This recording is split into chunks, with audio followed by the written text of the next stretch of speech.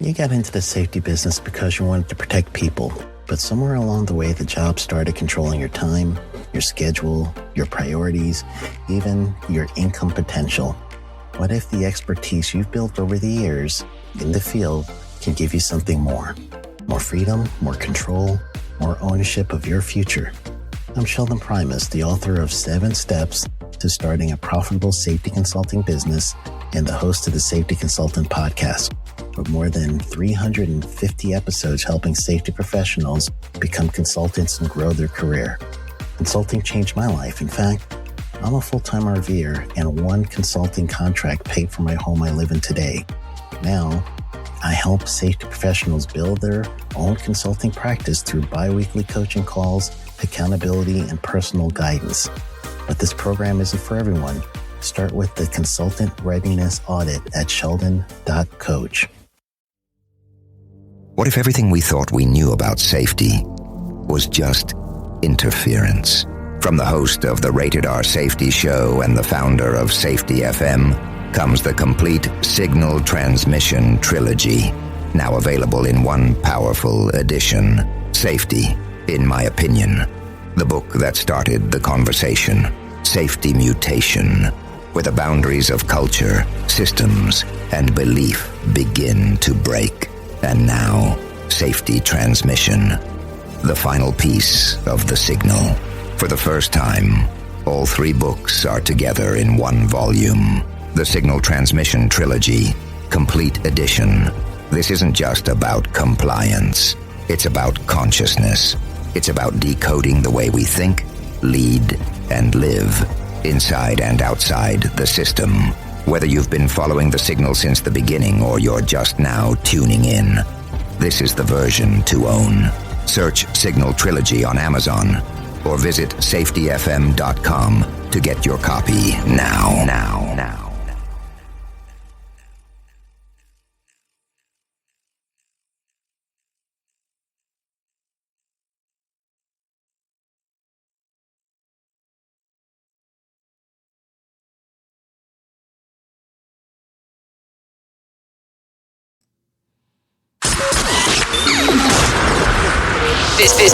This show is brought to you by Safety FM.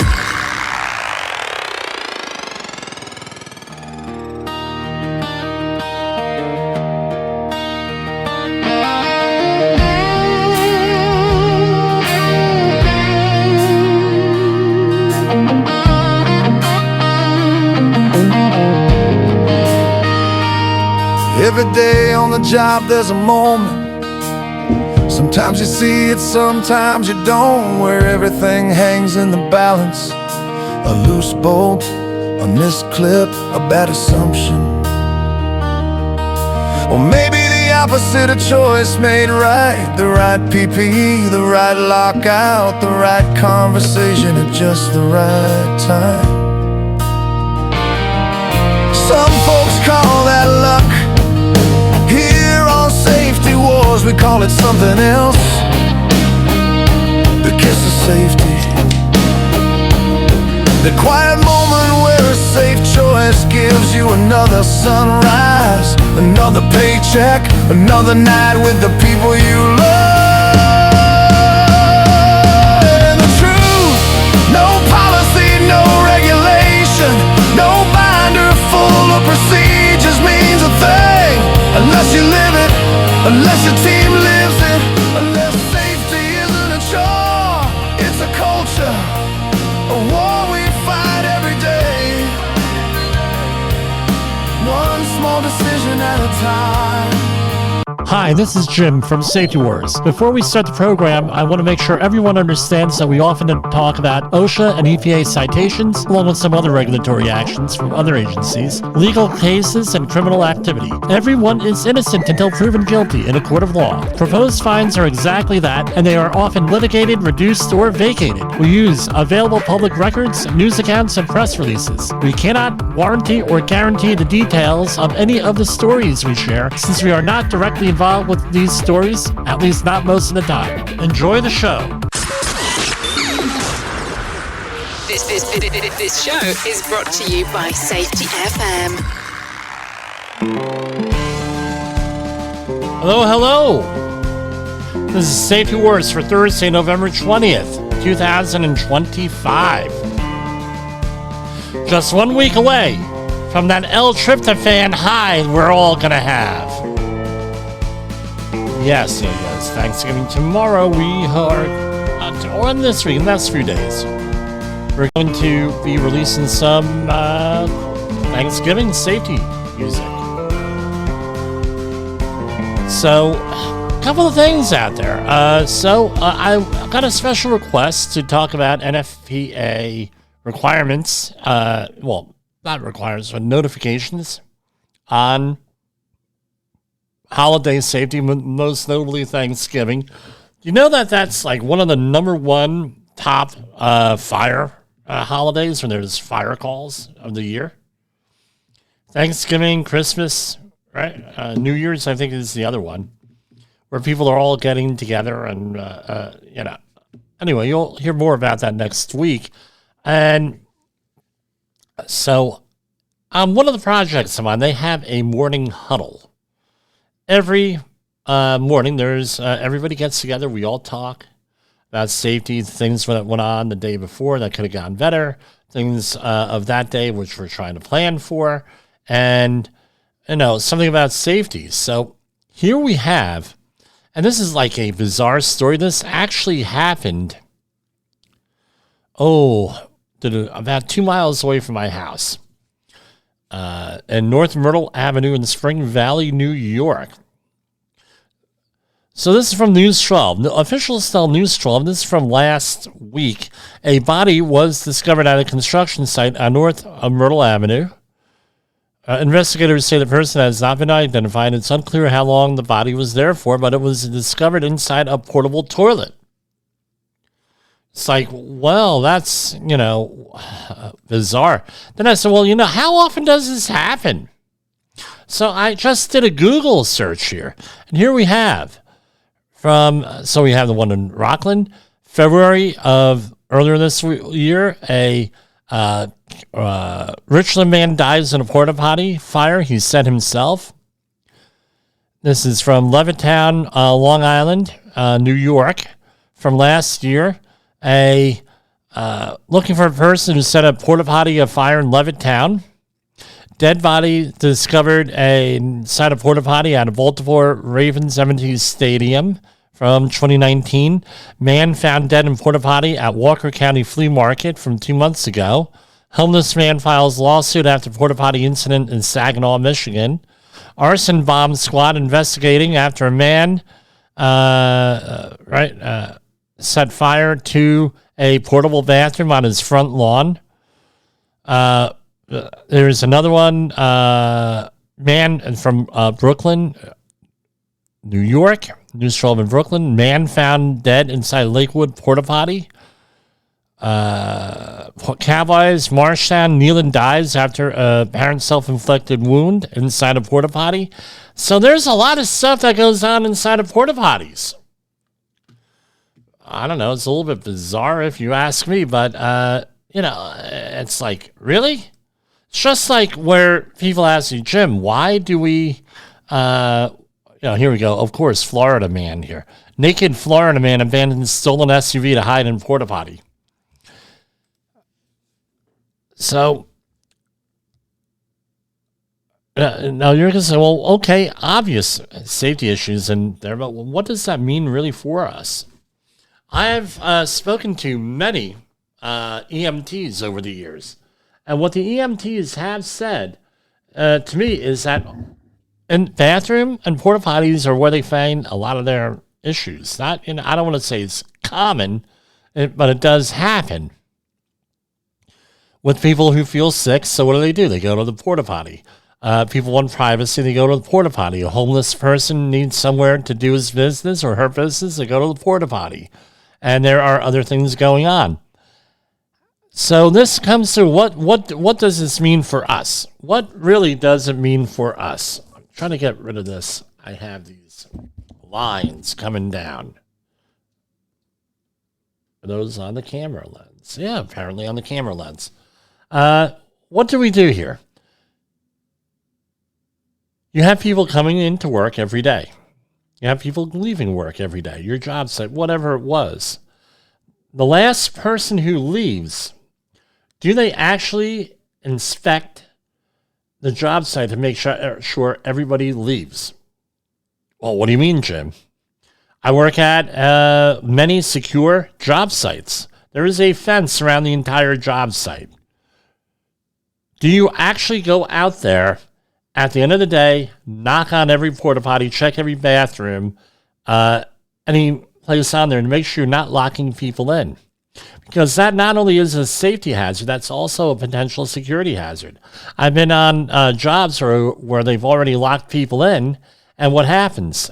The person ends up stealing a whole bunch of stuff, then breaking out over the weekend. Or, 10 hours after everybody leaves. We all have stories about where we've heard of, and in the industry, outside the industry, people have died at work. Earlier this year late last year, we had a person die at work at a tech company, and no one ever noticed. It was like that old movie Teachers, starring Nick Nolte back in the 1980s, where a teacher dies in the classroom and nobody notices. Because he always was behind the newspaper, and he had all the notes written on the board, and your assignment was to read all the notes because that's what was going to be on the test. It actually happened where a woman was there for like 3 or 4 days, dead. So what's my message? You go, again, it's an accountability log. Do you have an attendance sheet where you're able to verify who came in and who came out, who's there, who's not there?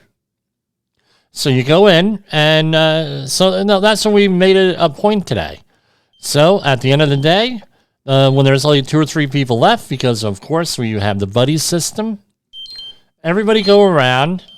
Let's check the porta potties. Let's check the offices. Let's check the trailers. Make sure the trailers are empty. No one's in there. And let's make a habit out of it. Then you can avoid this kind of stuff. I mean, now, you hear about weird and everything. I don't know. We have some additional press releases. They're in a press release frenzy here with the federal government. So we'll come right back at you in a couple of minutes here. And let's go to our first commercial. We'll start with our stuff. Have you listened or watched the Safety War Show? It does stream live on the radio and on the streamer-emers that we have. So if you have not taken a listen to Jim Posel and what the hell he's doing every evening with Safety Wars, I would strongly encourage you to take a view or take a listen, whichever option is available for you, and take a listen to what the hell he has going on. It will take some deep dives in some information that you might be interested in. In an unpredictable world, one voice rises above the chaos. Meet Jim Posel, a seasoned safety expert who's navigated through some of the most dangerous scenarios, from anthrax, explosive cleanups, disasters, and numerous environmental cleanups, and lived to tell the tale. Now he's bringing his wealth of knowledge, insights, and experiences to you through Safety Wars. From workplace hazards to the hidden dangers in your own home, Jim covers it all with his engaging storytelling. Safety Wars isn't just a podcast. It's your guide to a safer world. Join Jim Posel and become part of the Safety Wars revolution. Available on Spotify, Apple Podcasts, YouTube, and wherever you get your podcasts and videos. Safety Wars. Your safety is our mission.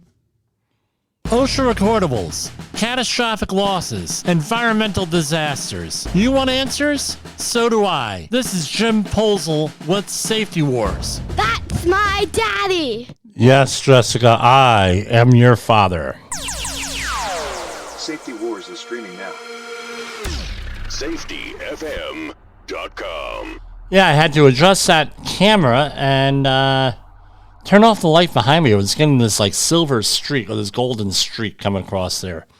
So let's go right to the government press releases.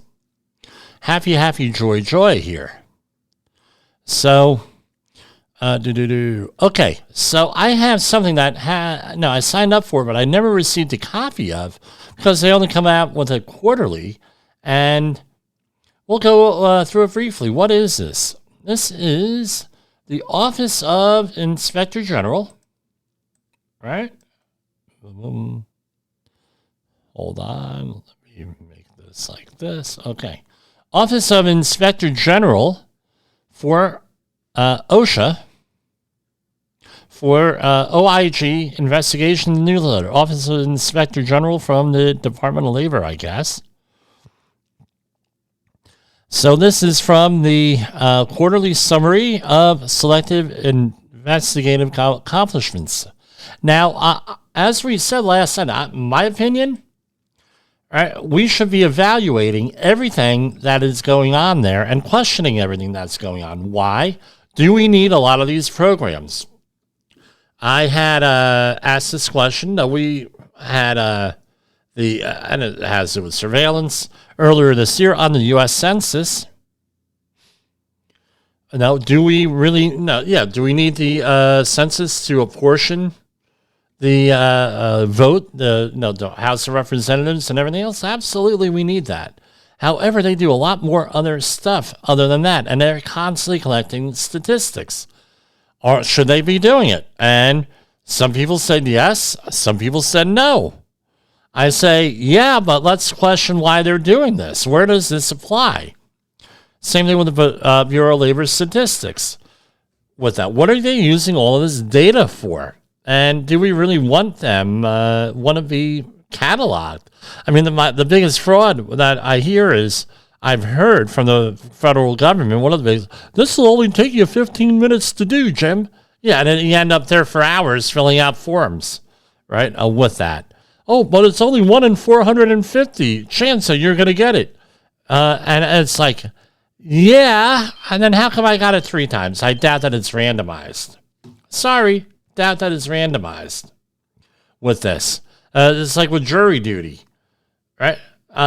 Some people can't keep on getting called again and again and again. And then nobody gets called. And then, it's all according to, we go off of voter rolls. Well, then now you're encouraging people not to vote. We're all going off of driver's licenses. Well, then there's issues with that. It's ridiculous.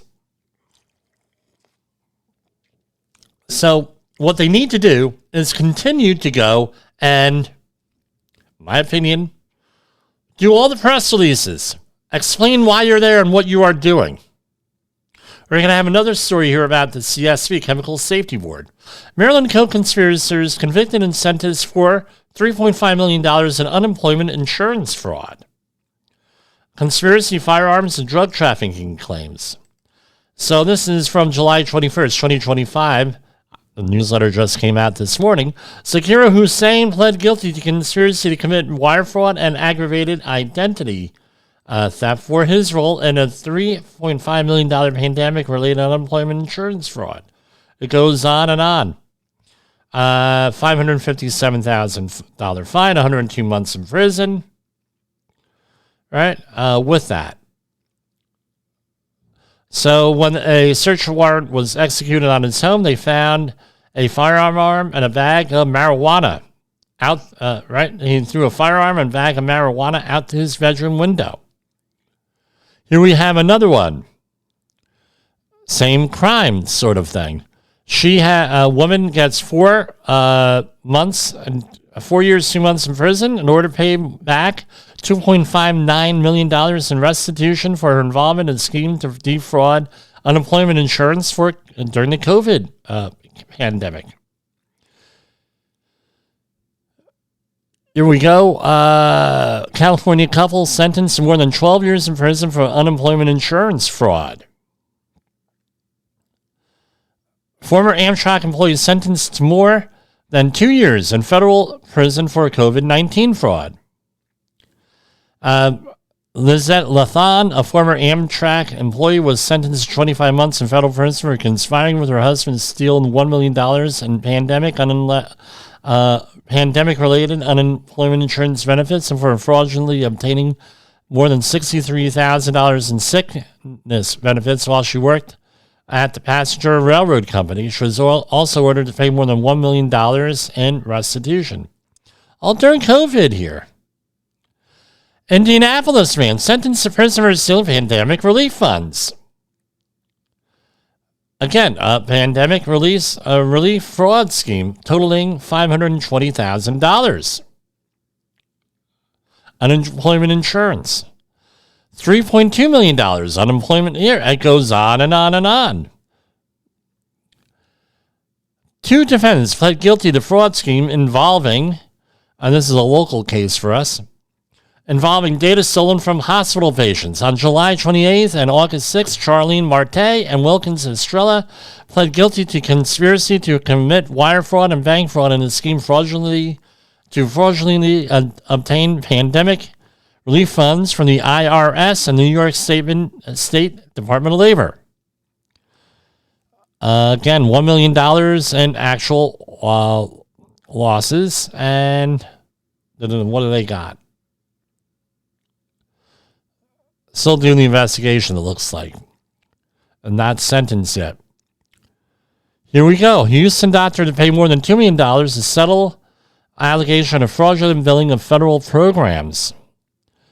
AJ Argowal, an anesthesiologist and pain medicine doctor, agreed to pay more than $2 million to resolve allegations he submitted false claims to the DOL's Office of Workers' Compensation Program. Right? And it goes on and on. Former Bureau of Labor Statistics economist sentenced after pleading guilty to making false statements on July 17th. Matthew Hong, a former economist with DOL's VLS, was sentenced to 36 months of supervised release in order to pay a restitution of more than $13,000 to VLS for making false statements. This was in connection with sick leave compensation he received from his federal government employer when he was not sick. Former corporate vice president, we're almost done here, pled guilty to violating the federal anti-kickback statute. So, Robert L. Rubin. Hold on, Robert L. Rubin. Now, why does that name sound so familiar here?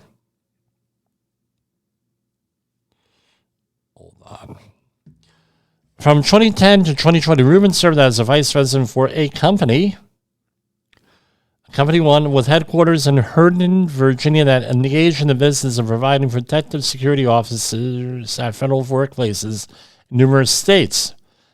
As an executive at Company One, Rubin held a hidden 33% interest in a subcontractor Company One through his consulting business based in Bethesda, Maryland. In exchange for his 33% interest, the subcontractor's proceeds, Rubin assisted in obtaining and performing lucrative contracts on behalf of Company One. So this is like a kickback, money laundering type thing. Now, here we go again here. 6 former cult members sentenced for lengthy forced labor conspiracy to compel labor of minors. We have been one of the only programs on there that has consistently mentioned child labor. It's an issue here. My question is, and it did end up in the congressional hearings this year for confirmation hearings on federal officials. What are you going to do about all this stuff? It's like they were listening to this show, with some of the questions that they had. These senators were asking of these potential candidates. Here, where are those 300,000 children? And they're recovering, but it's only a couple hundred at a time, maybe, where these kids have been. They're not all these 300,000 missing children. But here we go. On August 7th, 2025, high-ranking members of the United Nation of Islam were sentenced for their involvement in a forced labor conspiracy scheme. Kaba Mahid was sentenced to 10 years in prison. James Staten and Rodney Hadley were sentenced to 5 years in prison. Daniel Aubrey Jenkins and Dana Peach were sentenced to 4 years in prison. And Yinis Razul was sentenced to 5 years of probation. Razul subsequently entered into a restitution and appeal agreement to pay $150,000 to the victims. So this is an old case here. From October 2000 through November 2012, the defendants conspired to enforce rules requiring UNOI Members, 2, perform unpaid labor, using beatings, threats, punishments, isolation, and coercion to compel the labor of over a dozen victims, including minors as young as 8 years old. Victims worked without pay for up to 16 hours a day in Illinois-owned and operated businesses in Kansas, New York, New Jersey, Ohio, Georgia, and other states. The defendants also forced the victims to perform unpaid child care and domestic service in the defendants' homes. While the victims were housed in overcrowded, unsanitary conditions and limited food and water, the defendants lived comfortably. During a September 2024 trial, it was proven that the defendants made false promises of education, life skills training, and job training to induce parents to send their children to Kansas. After isolating victims from their families, making them fully dependent on Illinois, the defendants required the victims to attend Illinois' unlicensed and unaccredited school. They also restricted and monitored the victims' communications with others, including regarding the whereabouts of the victims. So that is United Nation of Islam that did that. Kentucky man pled guilty to conspiring to cover up coal mine fire in Illinois. Timothy Brandon Parsons pled guilty to conspiring to defraud DOL's MSHA in relation to an underground fire that occurred in MC No. 1 mine in Franklin County, Illinois in August 2021. On August 12, 2021, Parsons was the mine manager when an underground fire was ignited by a torch used to cut collapsed steel beams.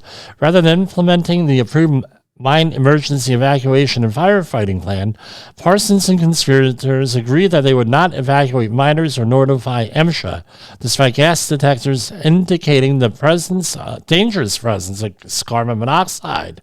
Miners continued to work during the firefighting efforts from August 12th to 13th. On August 13th, 2025, Parsons tried to conceal the existence of the fire by evacuating the mine under the false pretense that a coal-carrying belt was broken. Later, MSHA received an anonymous tip about the fire and ordered that the mine be evacuated after inspectors confirmed the fire's existence. Despite evacuation order without MSHA's permission, the conspirators twice re-entered the mine to assess the fire and manipulate underground conditions so MSHA would allow mining to resume. Conspiracy members did not wear the device designed to track the underground location of miners, and they made false entries and records. So there we go. Right, first time I'm seeing a press release from them like this. So we look forward to more of them. And we're going to take our next, a very, very brief commercial break. Is your safety training old, stale, and hackneyed? Is your safety trainer still preaching a warped version of behavior-based safety? How about safety training that actually addresses your hazards in your workplaces and is not standardized baloney from 25 years ago? Contact the Safety Wars team at safetywars.com or call Jim Posel at 845-269-5772. Remember, if you're receiving this message, you are the solution to unsafe workplaces.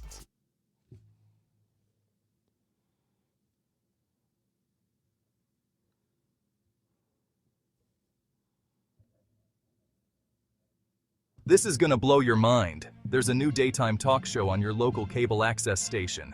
What happens when safety, scandal, and heartbreak collide? Welcome to Safety Wars, the talk show. Today's episode is a doozy. Imagine confronting your unsafe supervisor who just happens to be your ex-wife's new hubby. Talk about a powder keg. But wait, there's more. We've got an exclusive interview with a corporate exec who's taken out life insurance policies on his riskiest workers, hoping to cash in on a deadly mishap. Yup, you heard that right. It's a real-life plot twist you can't make up. Tune in as Jim Posel, CSP, our very own Jerry Springer of Safety, dives deep into this explosive confrontation. Sparks will fly and secrets will be exposed. Catch the full episode on Safety Wars on YouTube and your favorite podcast platform. Don't miss out on the drama that could save your life. Like and share now, and stay safe, folks. All right, so we are back here, right? From the front lines of the safety war, it's Safety Wars, with your host, Jim Posel on Safety FM. Get ready to face the harsh reality. Yes, that's what we're doing, the harsh reality. We have from the Milwaukee Journal Sentinel from November 18th. Investigation continues into worker death at a pizza place. Records show past violations. And again, this is what the establishment search is a BITCH for a lot of people. We'll leave it at that. A lot of people want to get rid of the establishment search and these press releases from OSHA. Under the Biden administration, they were issuing press releases all the time, unlike the Trump administration on specific things. And here's the whole accident report. They were very useful, right, for a lot of people. Now you got to do a FOIA request and everything else. An investigation into the death of a worker at the pizza place located in West Milwaukee is ongoing and is expected to take several more months. According to the OSHA, opened an fatality investigation. The investigation is expected to take 6 months. OSHA sent a November 17th email. Now, this is it. The victim, Robert Cherone, 45, of Elkhorn, was killed after he was crushed by a robotic machine inside the facility, according to the medical examiner. OSHA opened a fatality investigation after the incident, but the agency has not released a narrative. And he was a father to a wife and 3 children. He enjoyed trying new beers and spending time outdoors with hobbies that included rugby, fishing, basketball, and football. He's a fan of bad movies and loved making people laugh. He will always thought of others first, made sure to fill their cup before his own. Right? Rest in peace. So this place has had several violations over the years here. People losing fingers, fines, machine guarding, all different types of stuff here. And I tell you what, that stuff never goes away. Right? There's always a record of it. Now we're going to go back and forth here.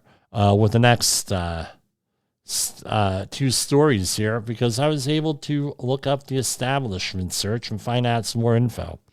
Now, I normally do not do this, but I'm going to share this thing, and I'm going to comment on this. I think this is a very, very important article that was on ohsonline.com by Stasia DeMarco, published yesterday.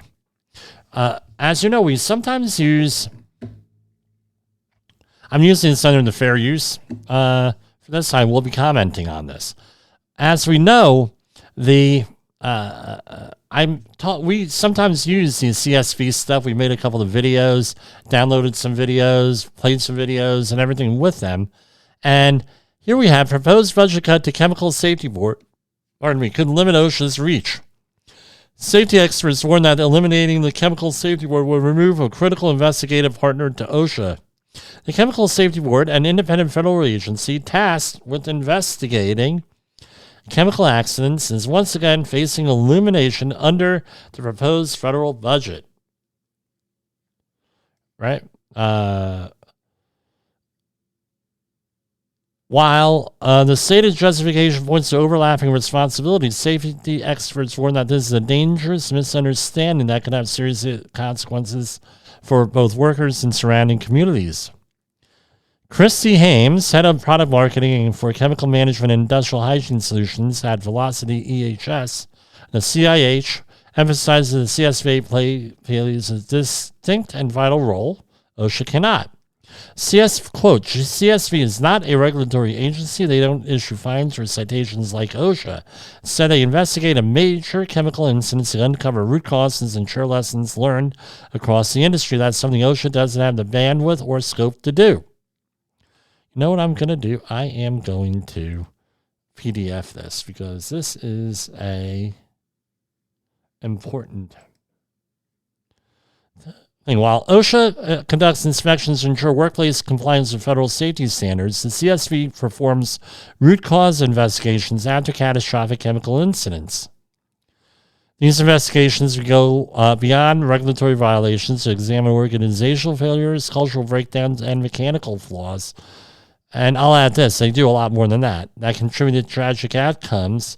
In contrast to OSHA's enforcement focus, CSV provides detailed reports, video reenactments, and training materials that may help employers with that. And let me point some stuff out here.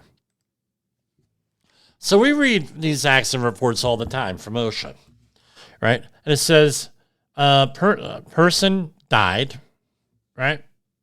Or there was a fatality, there was a situation, there was an accident, and these are what the citations are. And they didn't do this, this, this, and this. They quote this, this, and this. And if there's a general duty clause violation, they're supposed to give 4 reasons why there's a general duty clause violation, and I think we're all aware of what those are. Now, right? The CSV and OSHA has 6 months to get their stuff in there and issue citations and reports and everything else. You, as the employer, have to make sure that you have an accident report, at least a preliminary one, and determine recordability within a week. Right, so you have to have something there. Accident investigations may go on for years, especially if they're complicated ones. The CSV, I don't think, has that. It takes them a long time to go and complete these investigations because they're very highly technical. And OSHA does not normally have the technical skills to do this, and you're not to do this type of stuff. And also, the OSHA reports can be used in litigation. CSV reports cannot be used in litigation because if they did that, nobody would be talking about anything and we'd have a problem. We never get to the bottom of anything. And they're much more they're much more in-depth, detailed, smaller agency. I don't know why they are going out and cutting this. This is a very small agency. But you get a lot more bang for your buck with this because, again, the industry is not going to go out there and say, we fouled up and this is what we need to do to fix it. Not going to happen. There may be some altruistic companies out there, isolated companies, people, individuals that do that. Not so here with this. So here we have, this was from November 19th from newschannel10.com.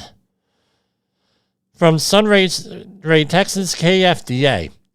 It's been almost 7 months since the Skyline grain elevator explosion left the city of Sunray without natural gas and injured 5 employees. The incident took place on March 28th and remains under investigation with OSHA. According to OSHA's website, the Skyline grain is facing 5 initial citations equaling just over $54,000. So let's see what those are. Here. Boom, boom, boom. And let's share a screen.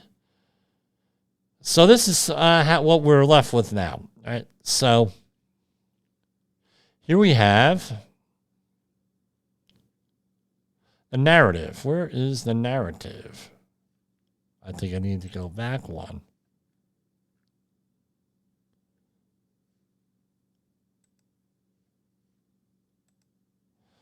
They don't give a narrative. Usually they give a narrative as to exactly what happened. So let's see what this is. And let's remember, with all these legal cases tonight, innocent until proven guilty. So this is a serious violation, 1910 038C1. And of course, the site cannot be reached. Emergency action plan. The employer failed to develop and to implement emergency procedures and an emergency action plan for reporting a fire or other emergency. Proposed penalty, $13,240. Citation 2. 1910-2272 grain handling facilities, $13,240. The employer did not develop and implement a written housekeeping program that established the frequency and the methods in terms best reduce accumulation of fugitive grain dust on ledges, floors, equipment, and other exposed surfaces. And again, why do you want to do housekeeping with grain? Fire and explosion hazards. With that, 1910-272-J2II, the employer shall immediately remove, and this is another 13,240, any future grain dust accumulations whenever they exceed 1/8 of an inch at priority housekeeping areas pursuant to the housekeeping program, or shall demonstrate and assure the development and implementation of the housekeeping program that equivalent protection is provided. Again, they were working in piles of dust. The employer did not, this is 1910-272 M2, the employer did not promptly correct dust collection systems in the grain handling facility which were malfunctioning or operating below design deficiency. On or about March 28th, the west side of the job site, employees engaged in the grain handling activities worked in areas where fugitive grain dust accumulated due to malfunctioning dust collection systems. 13,240. So, and we have another 1910-272 MO3 for $1,062. A piece of paperwork. A certification record shall be maintained of each inspection performed in accordance with this paragraph M, containing the date of inspection, going on and on and on, and they didn't have that. I believe they were supposed to reduce that in like 4 hours if asked. All right, so that's accident number 1.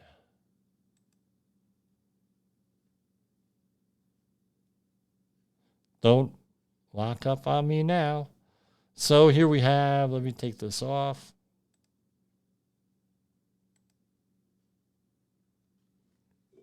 Hold on. We've had all this bitterly cold weather, here. And I tell you what, it's been dehydrating. We'll leave it at that. Here. Okay. This is Texas tower technician death leads to OSHA citation and reduced penalty of $4,500 to a certain company, RB Telecom. This is from wirelessestimator.com. Article by Wireless Estimator. It doesn't give a name here. Right? Now, this is actually a really good article because it tells you everything. The OSHA has issued a serious violation and settlement fine of $4,500 to RB Telecom following the fatal fall of a tower technician working on a T-Mobile build at an American Tower site in Cotton Valley, Louisiana. The incident occurred on February 17, 2025, when a 27-year-old tower technician fell from a platform of a guide communication tower during an equipment installation. The tower, approximately 349 feet tall, was used for a scheduled upgrade project. According to OSHA's findings, employees were performing installation activities on an elevated platform above 4 feet high without the employer ensuring personal fall arresting systems were used, a violation of 1910-268. And OSHA did not state whether the worker was wearing fall protection gear and tied off at the time of the accident. However, in the citation's language, specifically if the employer did not ensure fall arrest systems were used, indicates the employee was not tied off while performing the work on the upper platform or was wearing appropriate PPE. So that's, all alleged by wirelessestimator.com. Then we talk about, then they go into what's a serious violation. That means when you know a violation exists and is likely to result in death or serious physical harm, and the employer either knew or should have known, also known as constructive knowledge, of the hazard, but failed to correct it. In tower climbing operations, failure to ensure personal fall arrest systems are properly used at a height directly meets this threshold, and falls remain the leading cause of fatalities in the communications tower sector. And this type of, this type of citation continues to frustrate Many reputable tower service companies, even when employers provide PPE training and written procedures, a single lapse by a technician can still leave the company liable. Industry leaders note that while 100% tie-off is required at all times, it is practically impossible for supervisors to monitor every climber at every moment during the tower work, and yet OSHA enforcement ultimately places responsibility on the employer. Right, that's their comment, not mine. The fatality underscores the ongoing challenge. I mean, I tell you, when they're at height, a lot of times you cannot tell whether those people do or do not have on fall protection. How many times have I said, you know what, the guy looks like he's wearing fall protection. Maybe I should go up and check things out. Happens all the time there. And what ends up happening is that those guys are usually thrown off the job immediately with that. So let's see what OSHA says. That's what they say. Let's see what OSHA says. They might not have right? They might not have, they updated it here. So here we have one. While climbing, so here we go. At 6:30 a.m. on February 17, 2025, employee 1 was ascending a communication tower to assist the installation of a new telephone communication dish. While climbing, the employer lost footing and fell. Employee number 1 sustained fatal injury. So here's now they give the inspection number here, the detail. One serious violation with that. All right. Now, you're going to say, Jim, they could have fined him for a lot more. Why so little? Don't know. I was not involved in this case, but often what happens is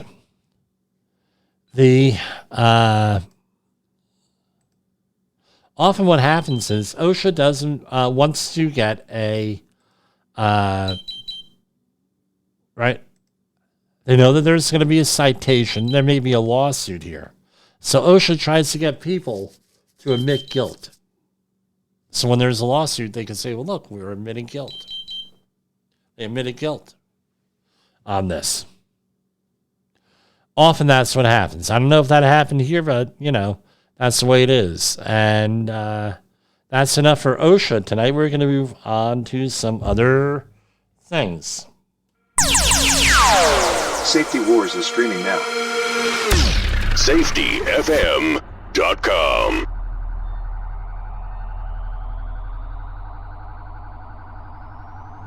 What if everything we thought we knew about safety was just interference? From the host of the Rated R Safety Show and the founder of Safety FM comes the complete signal transmission trilogy, now available in one powerful edition. Safety, in my opinion, the book that started the conversation. Safety Mutation, where the boundaries of culture, systems, and belief begin to break. And now, Safety Transmission, the final piece of the signal. For the first time, all 3 books are together in one volume. The Signal Transmission Trilogy, Complete Edition. This isn't just about compliance. It's about consciousness. It's about decoding the way we think, lead, and live, inside and outside the system. Whether you've been following the signal since the beginning or you're just now tuning in, this is the version to own. Search Signal Trilogy on Amazon or visit safetyfm.com to get your copy now.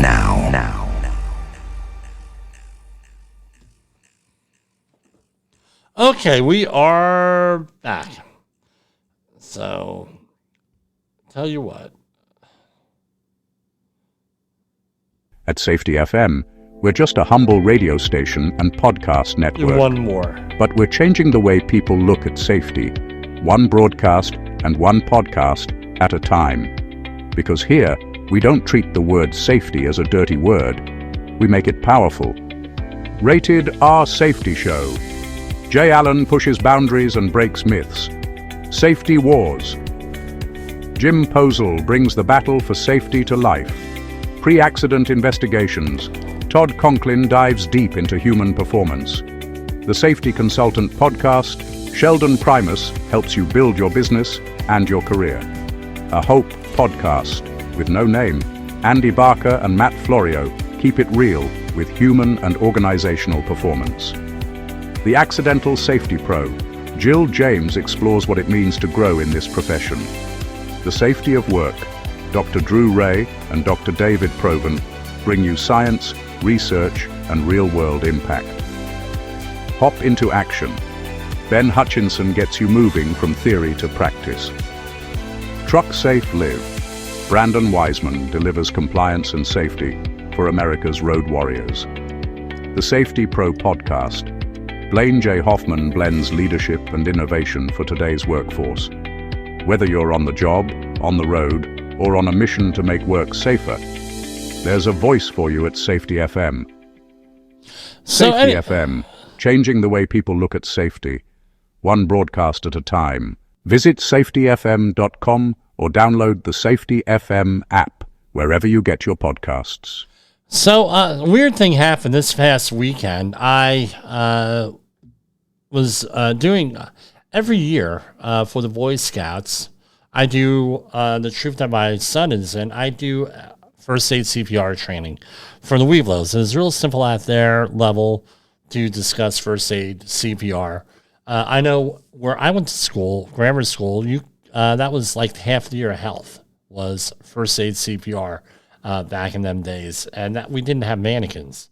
And so I do the same thing now for the Weeblos. And right in the middle of the class, I say, there's one of the scouts comes up to me who's cooking, getting ready for lunch, is Mr. Polzel, I just got cut by a knife.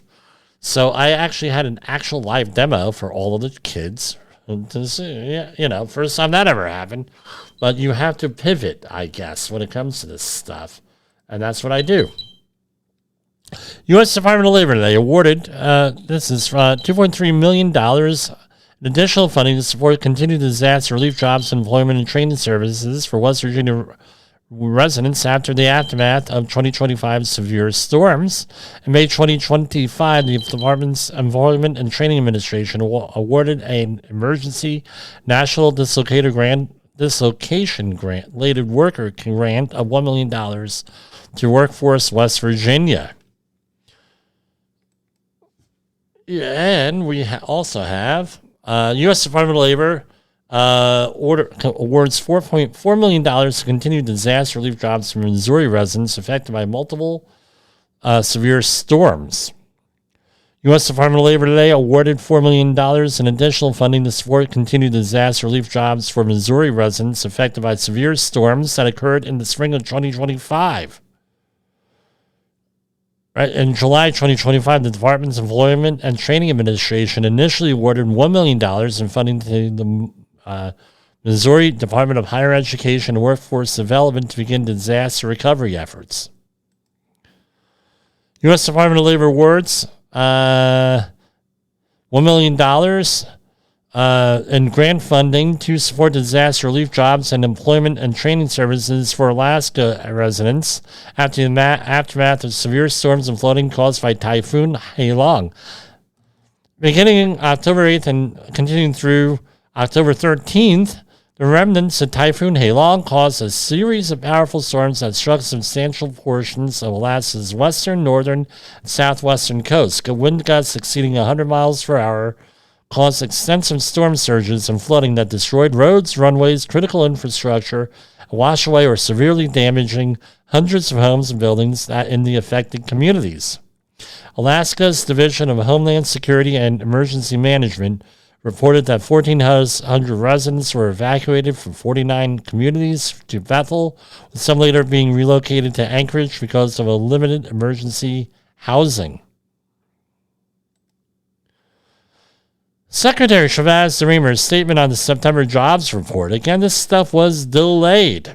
Because of the shutdown. U.S. Secretary of Labor Lori Shabazz Dreamer issued the following statement regarding the September 2025 Employment Situation Report, this is from today, driven by impressive gains in private sector payrolls, our economy added 119,000 jobs in September, more than doubling expectations. We should have had this positive report 7 weeks ago, but Democrats chose to play political games and shut down the government. This is a quote from her. Despite their constant efforts to undermine President Trump, he is building an economy that is firing on all cylinders. Job and yearly wage growth flew past expectations. More Americans are entering the workforce, and long-term employment is down. This report reflects an economy that was running strong going into the shutdown, proving this administration's America First policies are incredibly effective when Washington isn't paralyzed by the Democrats' noise. Again, this is her saying this, not Jimmy. We expect this moment to continue as the president's full economic agenda takes effect, including historic tax relief provided by the working family tax cuts and the trillions of dollars President Trump has secured to reindustrialize our nation. This is from the Bureau of Labor Statistics. Note, due to the lapse in appropriations in effect from October 1st, 2025 through November 12th, 2025, there will be no publication of the unemployment insurance claims news releases that would have been published from October 2nd through November 13th. The official seasonality adjusted unemployment insurance claims for this year may be assessed through a public website using the following URL, and they give it to you. In the week ending November 15, the advanced figure for seasonally adjusted initial claims is 220,000, a decrease of 8,000 from the previous week's level. The 4-week moving average was 224,250, a decrease of 3,000 from the previous month's average. So that's what we're looking at here. Here's the graphs. They're lights and straight across here, and they give you. So, I mean, this is pretty. I know people are going through their own situation. I'll leave it at that. I'll say it that way. But now, unfortunately, or fortunately, when it comes to public health and public policy, everything's a number. That's the way it is. I'm going through this on a personal situation right now, and it sucks here. Let's see, is there anything else here? A lot of political news here. A lot of political news.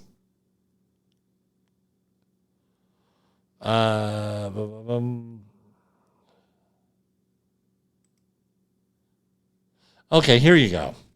U.S. Coast Guard will no longer, and this is from MSN.com, will classify swastikas, nooses as hate symbols. The U.S. Coast Guard will no longer classify the swastika, an emblem of fascism and white supremacy, inextricably linked to the murder of millions of Jews and the deaths of more than 400,000 U.S. troops who died fighting World War II, as a hate symbol, according to a new policy that takes effect next month. I don't get it, but let's see what else. Like they have to say World War II and the millions of Jews? Yeah, because there's a lot of people who don't know about World War II or the Holocaust. You just rip the remainder of my hair out on that one. Just like the Helen Keller didn't exist, right? They have videos. They have movies of this woman. Helen Keller didn't exist. And it doesn't help when AI wrestling fans are putting up Helen Keller as a wrestler, as a professional wrestler against other people, Helen Keller versus Genghis Khan. What would happen, right? Instead, the Coast Guard will classify the Nazi-era insignia as potentially divisive. The policy is set to take effect December. Why the delay here? December 15th. Similarly downgrades the classification of nooses and the Confederate flag through the display of, though the display of the latter remains banned, according to documents reviewed by the Washington Post. Certain historical displays of artwork, the Confederate flag as a minor element, are still permissible according to the policy. Okay, so what's the purpose of this?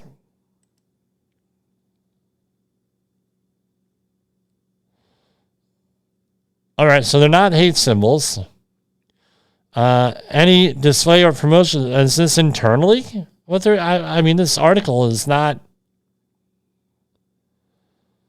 the Coast Guard and military service within days... no, I don't know. I don't know what to say about this. Do they mean internally? I mean, I don't know how smart it is. You know, regardless of what your opinion is of these groups, hopefully it's a negative opinion. I don't know how smart it is that for people to display this as a Coast Guardsman or as in the military or if we're at all. But why would you do that? Well, I don't get it. I mean, we've had our share. There was a famous company that's named after a river that hires companies from the Midwest, and they're loaded with Nazis and with KKK members. We caught them. So I guess, okay, here it is. Second to last. In the Air Force Army, for example, current policy prohibits knowingly displaying paraphernalia, words, or symbols in support of extremist activities, or support of groups or organizations that support things. So I guess this is what this is. In 2007, 2 incidents involving nuisance within the Coast Guard drew national attention. Don't recall that. That summer, a black cadet at the Service Officers Training Academy found a noose in his sea bag while aboard a Coast Guard vessel. The next month, an instructor discussing race relations in response to the first incident reported that a noose was left in her office. I remember that one. That one rings a bell. But anyway, that's all I got for tonight. I will see you folks next week, probably. I normally don't broadcast on Friday, but who knows? It's Safety Wars. We may release just a podcast, not the live program. For Safety FM and Safety Wars, this is Jim Posel signing off. The views and opinions expressed on this podcast are those of the host and its guest and do not necessarily reflect the official policy or position of the company. Examples of analysis discussed within this podcast are only examples. They should not be utilized in the real world as the only solution available, as they are based only on very limited and dated open source information. Assumptions made within this analysis are not reflective of the position of the company. No part of this podcast may be reproduced, stored in a retrieval system, or transmitted in any form or by any means, mechanical, electronic, recording, or otherwise, without prior written permission of the creator of the podcast, Jay Allen.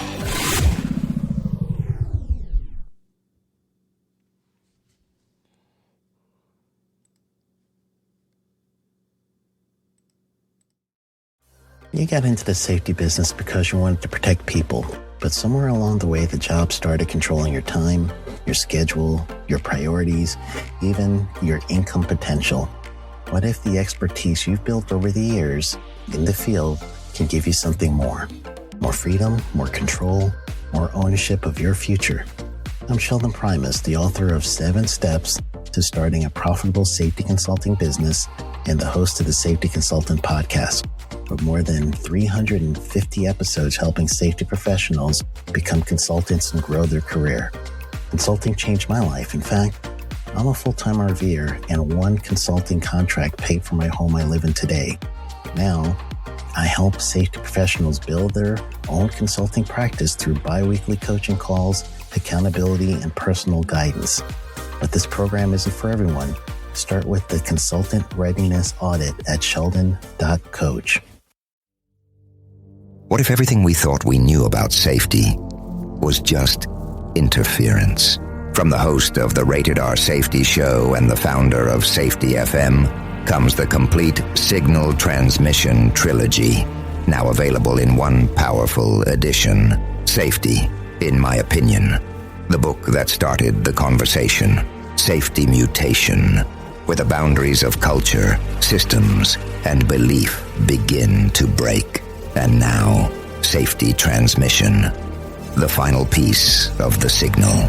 For the first time, all 3 books are together in one volume. The Signal Transmission Trilogy, Complete Edition. This isn't just about compliance. It's about consciousness. It's about decoding the way we think, lead, and live, inside and outside the system. Whether you've been following the signal since the beginning or you're just now tuning in, this is the version to own. Search Signal Trilogy on Amazon or visit safetyfm.com to get your copy now.